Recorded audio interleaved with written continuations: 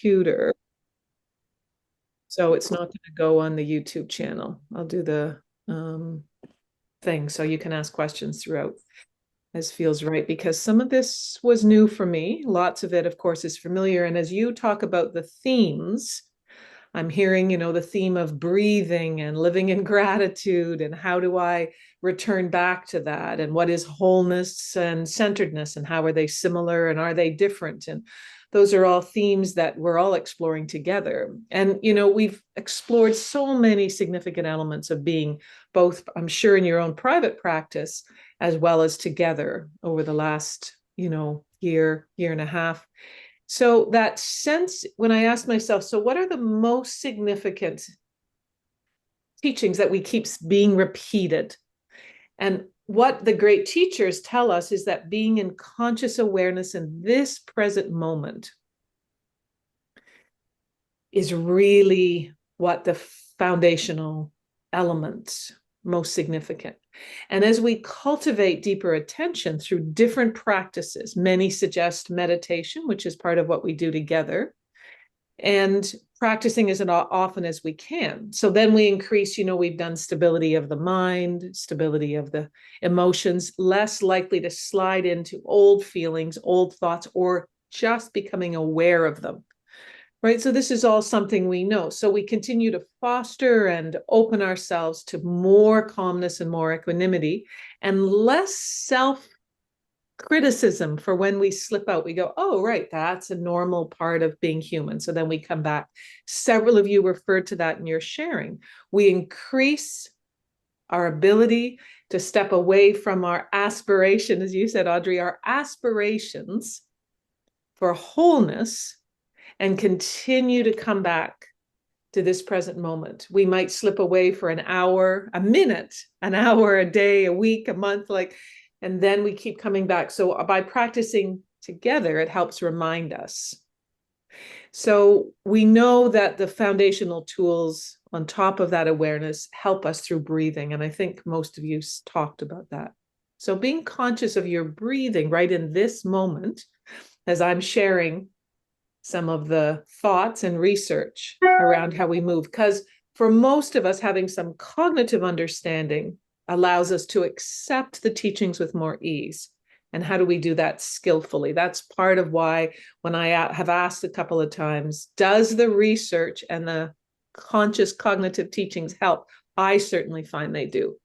So you've all kind of said yes to that. So, and then the other thing many of you talked about was inviting joy and gratitude.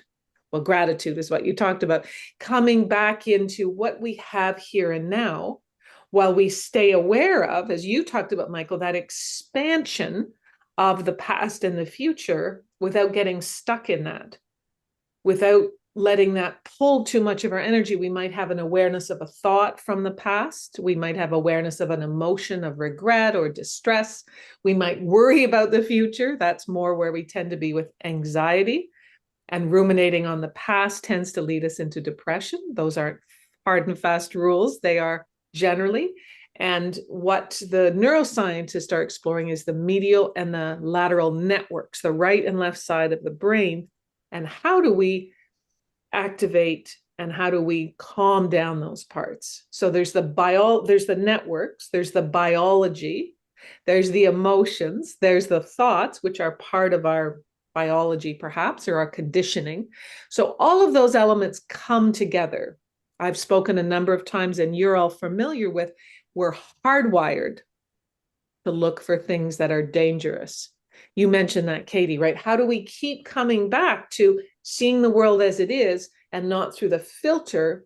Particularly if we've experienced trauma in our past, we might see the world as a dangerous place rather than a place that we can move forward to with safety. And I think Nelson Mandela talked about some of this. He was such an angry young man for very good reasons. But when he got imprisoned, the first 5 years of his imprisonment, he was angry. In his autobiography, he talks about this. He was full of rage and hate, and slowly, for the gift of the world, he learned how to do this process by himself, often in isolation and solitude. We're not forced into that. But we do need some solitude enough to keep returning back to what I'm beginning to think about. And some others do too, but not everyone. If you don't agree with this, just let it slide away. Spiritual laws. Spiritual laws. So when we're aligned with what is true in this reality, and you spoke about this, reality as it is, acceptance of what's happening right here now without putting our imposition of this is bad, this is good, within some degree. If we see a child being hit, if we see some horror, then of course we step in and stop it, or we call officials, or we do whatever we need to do. And Nelson Mandela is a continuing good example of this. So he was full of rage and hatred, which we all go, yeah. And Mulrooney at the time stepped in on behalf of Canada and said, yes, let's support Mandela when he got out of prison and was trying to dismantle apartheid, and how difficult that is. So we're not denying systemic issues by just saying all is well, everything's perfect. We're not doing that. What we're doing is acknowledging that we can come into radical acceptance of this present moment just as it is, and then let go of self-criticism, shame, and guilt. That's all it ends up being all about me. And instead see what's here right now. So as we become more self-aware of what's happening out of our awareness right now in our blind spots, we can begin to shift more consciously to presence. So I'm going to share my screen in a moment, because I found that when I was looking at Neurodharma, and he talked about, Rick Hansen talked about what is doing and what is being, he listed them out. And I found that very helpful visually. So I'm going to share that with you. Let's see, I'll make that bigger. Okay. And then I'll make that. Okay. So when we're talking about wholeness, these are ways that we can be specific about what we see. Okay. Can you see my screen? Is that a yes? Okay. Yes. So what Rick Hansen, who some of you are familiar with, what he talks about doing, when we're talking about doing, we're only focused on one part of the whole. We become goal directed. None of these things under what is doing are not things that are not helpful to us sometimes.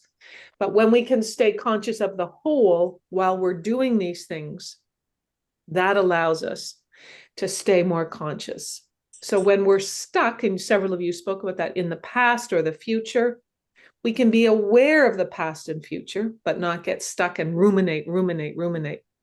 Abstract conceptual, that's kind of me at my core. You may already know this about me. I love to kind of conceptualize ideas. That's one of my gifts and one of my Achilles tendons. It's one of my weaknesses, because then I can stay out of the solution, which is living into presence in this moment. If we do a lot of verbal activity, again, me, that's me talking, and I love to talk. So learning how to be silent more often is something that this way of being has taught me. When we hold firm beliefs about something, and yet we need to hold beliefs, don't we?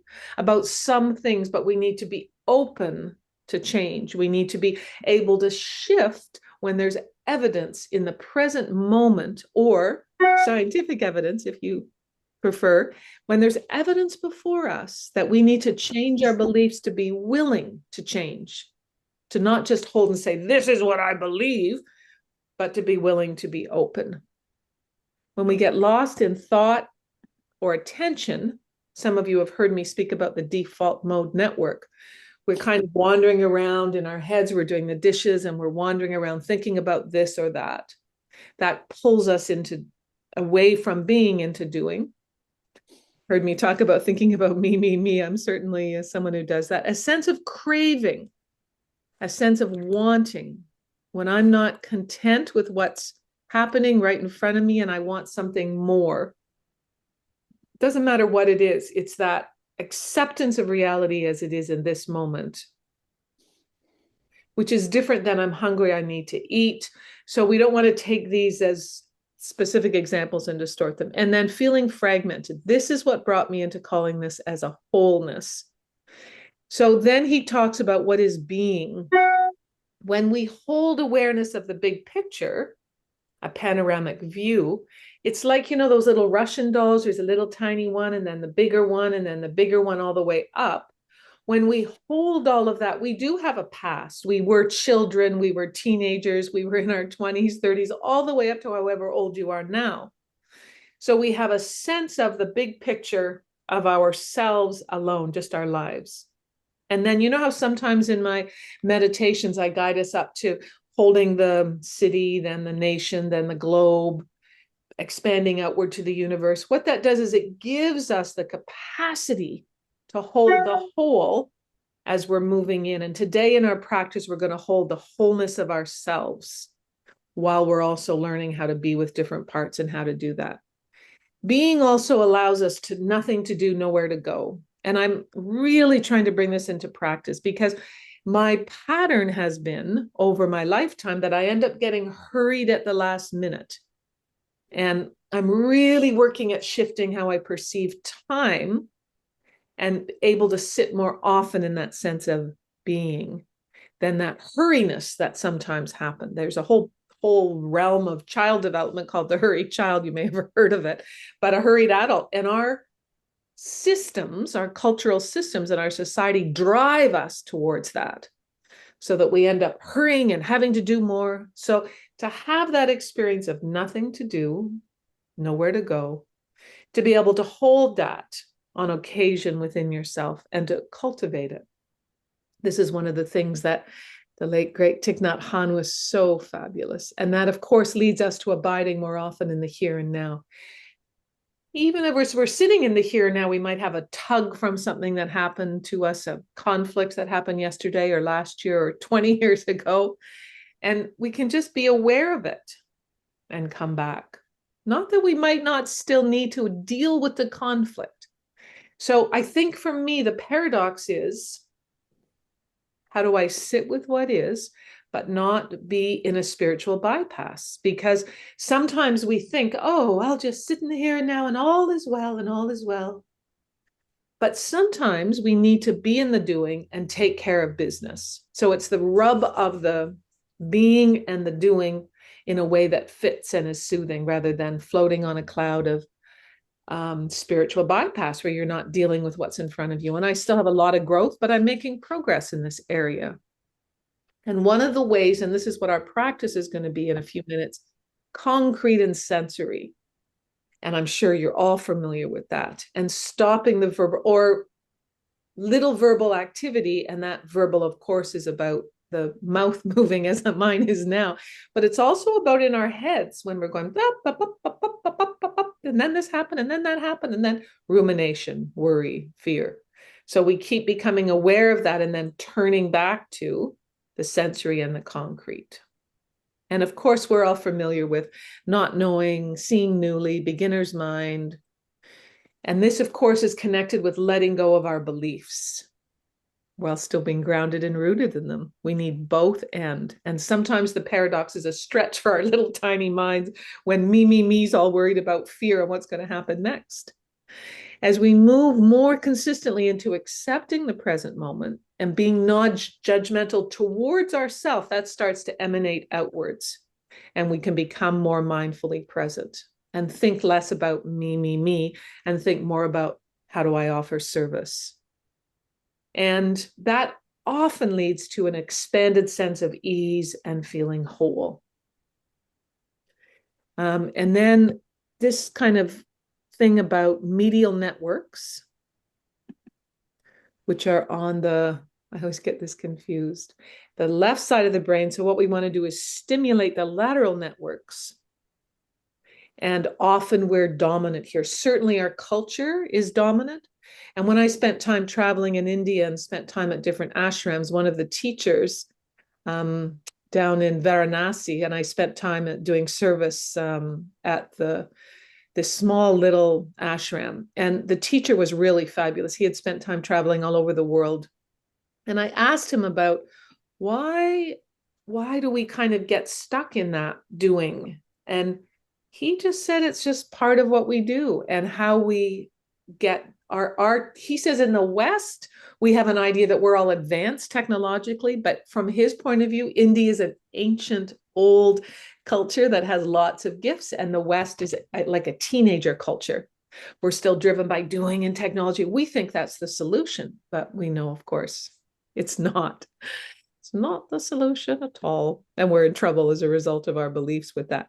So as we move into the meditation, which is on wholeness, being aware that when you have, say something comes up, and we'll just spend a minute or two in questions before we move into this. But if when we're sitting, and as I'm guiding you through this, if the questions come up like, well, that's kind of stupid, I still need to take action, know that that is true. This is not an either or. This is not, you must only sit in being all the time unless you're an advanced being. But even the great Dalai, His Holiness, the Dalai Lama, also takes action, right?